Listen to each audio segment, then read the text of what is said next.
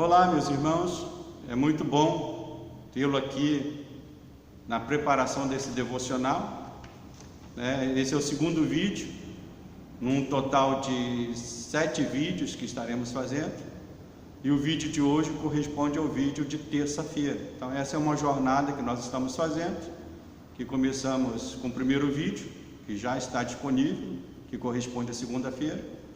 Esse é o segundo vídeo, que corresponde à terça-feira, e assim vamos fazer um devocional para cada dia dessa semana de preparação para a Páscoa que celebramos no domingo.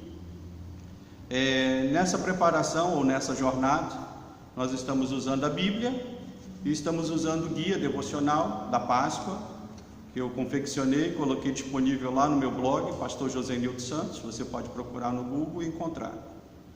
A finalidade dessa preparação para a Páscoa, ou desses devocionais da Páscoa, é mostrar que a história da salvação ela não começa no Evangelho, mas Deus vai, ao longo da sua revelação, que é a palavra de Deus, a Bíblia Sagrada, Deus vai ao longo da sua revelação mostrando já sinais do Evangelho, mesmo em textos do Velho Testamento, ou mesmo em histórias ou episódios do Velho Testamento. Então nós podemos ver a história do Evangelho já sendo como se fosse uma janela se abrindo, onde nós pudéssemos ver a história da salvação. E uma dessas histórias que mostra claramente o Evangelho é a história de Abraão com Isaac, lá no Monte Moriá, onde Abraão é comissionado por Deus para levar o seu filho e sacrificar o seu filho ali naquele monte. É uma história extremamente dramática, envolvendo pai, filho, envolvendo morte, envolvendo o próprio pai matando seu filho. É uma história que foge, uma história extremamente dramática, que foge a alguns conceitos da nossa razão.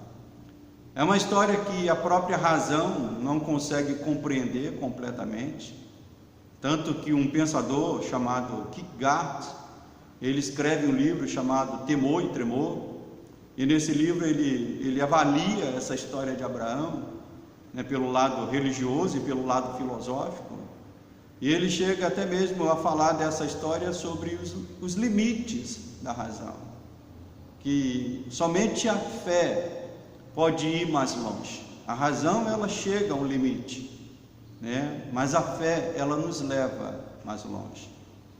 Isaac sabia claramente, nessa história, nós vemos que Isaac sabia claramente o que envolvia o ritual do sacrifício, tanto que lá em Gênesis capítulo 22, você pode abrir, Gênesis 22, que onde é o episódio que fala do sacrifício, ou da história do sacrifício, em que Deus comissiona Abraão a isso, a levar Isaac até aquele monte. Isaac sabia muito bem que um sacrifício para ser feito precisava de que um animal pudesse ser morto. Tanto que lá no verso 7 ele diz, quando Abraão sobe com ele aquele monte, Abraão deixa os seus servos num determinado ponto do monte, e dali para frente ele sobe sozinho com Isaac, e nessa caminhada Isaac, olhando tudo à sua volta, ele viu a lenha, ele viu tudo que estava ali já preparado para o sacrifício, mas faltava uma coisa especial, uma coisa fundamental, e ele pergunta aqui no verso 7 de Gênesis capítulo 22, quando Isaac disse a Abraão, seu pai, meu pai, respondeu Abraão, eis-me aqui, meu filho. Perguntou-lhe Isaac, eis o fogo e a lenha, mas onde está o cordeiro para o holocausto? Então aqui mostra que Isaac tinha esse conhecimento de que precisava ter um cordeiro para o holocausto. E a resposta de Abraão também mostra a fé desse homem. Ele olha para o seu filho e diz, meu filho, Deus proverá. Deus proverá para si o sacrifício. E Deus providenciou, de fato, né? Abraão fala isso pela fé, e Deus honrou a fé de Abraão, e pela fé ele cria nisso. E lá no verso 13, nós vemos que Deus de fato providenciou o animal para o sacrifício. Tendo Abraão erguido os olhos, viu atrás de si um carneiro preso pelos chifres entre os arbustos. Tomou Abraão o carneiro e o ofereceu em holocausto, e diz a Bíblia aqui, em lugar do seu filho, em lugar de Isaque. Então, isso nos mostra aqui um conceito fundamental da história da salvação, né, do Evangelho de Cristo Jesus, que é o conceito de vicário, aquele que assume o lugar de outro. Aqui na história de Isaque e Abraão, o animal substituiu ou tomou o lugar de Isaque. Diz o texto aqui de uma forma bem clara, em lugar de seu filho. Aquele animal foi morto em lugar de seu filho. E esse é o conceito de vicário, um tomando o lugar de outro. E Cristo, irmãos, na história da salvação, ele é o vicário perfeito. Ele é aquele que assumiu o lugar de todos nós pecadores, todos nós que fomos chamados pela graça para a salvação, eleitos por Deus para a salvação. Nós entendemos que Cristo assumiu o nosso lugar e pagou. Ele pagou, né, de uma maneira perfeita por todos os nossos pecados, né? Cristo não tinha pecado, ele assumiu os nossos pecados, e nós não tínhamos como agradar a Deus, a não ser pelos méritos, pelos dons de Cristo Jesus. Então essa é um aspecto da história da salvação que nós precisamos compreender nessa preparação para a Páscoa. Éramos nós que deveríamos morrer, mas Cristo assumiu o nosso lugar. E no guia devocional, o perfil que nós colocamos lá para avaliarmos sempre, é o perfil de Simão Cirineu, que está lá em Marcos capítulo 15, verso 21, um homem que foi obrigado a carregar a cruz do Senhor quando Cristo estava indo para o Gólgota. Cirineu foi pego, e ali por um percurso ele carregou a cruz do Senhor, mas não foi ele que morreu na cruz.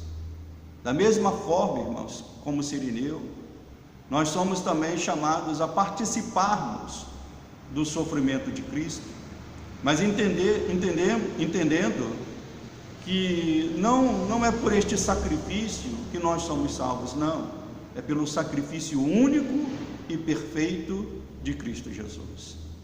Devemos nos alegrar sim em participarmos das dores, dos sofrimentos pela nossa fé cristã, mas nunca colocando, nesses sofrimentos a razão da nossa salvação. Não, a nossa salvação unicamente é porque Ele assumiu o nosso lugar. Então que nessa época da Páscoa venhamos a renovar esse sentimento no nosso coração. Era você que deveria morrer na cruz. Cristo, como vicário perfeito, providenciado por Deus, Ele assumiu o nosso lugar e pagou por todos os nossos pecados na cruz. E essa história de Abraão me faz lembrar uma situação que eu vivi com um colega de trabalho, em que certa vez ele, querendo até mesmo talvez debochar da fé, ele disse: olha, eu não compreendo um Deus que manda o pai matar o seu próprio filho. Eu não compreendo, ele disse. E para isso eu quero ler um texto ou uma parte da história desse livro, As Confissões de Santo Agostinho, em que logo no início desse livro, logo no livro 1, ele faz a seguinte declaração: que posso fazer se alguém não compreende? Que exulte dizendo: que mistério é este? Que exulte e prefira encontrar-te não te compreendendo, a não te encontrar compreendendo.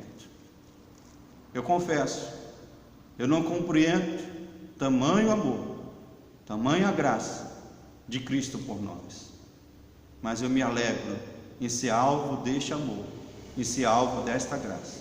Que você possa se alegrar com isso também, em saber que por você, por nós, Cristo morreu na cruz.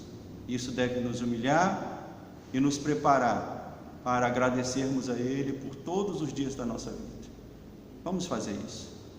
Amado Deus e amado Pai, eu te glorifico, Senhor, porque era muitos que deveria morrer naquela cruz, Pai. Mas o Senhor foi e assumiu o nosso lugar, para que através desta graça maravilhosa oferecida por Cristo Jesus, o Senhor venha trazer a salvação eterna a nós, Pai. Que possamos nos firmar nesta graça, nunca achando que são os nossos méritos que providencia a salvação, não. A salvação vem unicamente do Senhor. Nós te damos graças e te pedimos, Pai, que o nosso coração esteja sendo preparado cada vez mais para o encontro contigo. No nome do Senhor Jesus, amém e amém. Como eu disse, esse é o segundo devocional. Há um anterior a esse, há outros posterior a esse, que Deus possa nos abençoar nessa jornada de preparação à Páscoa. Até um próximo encontro.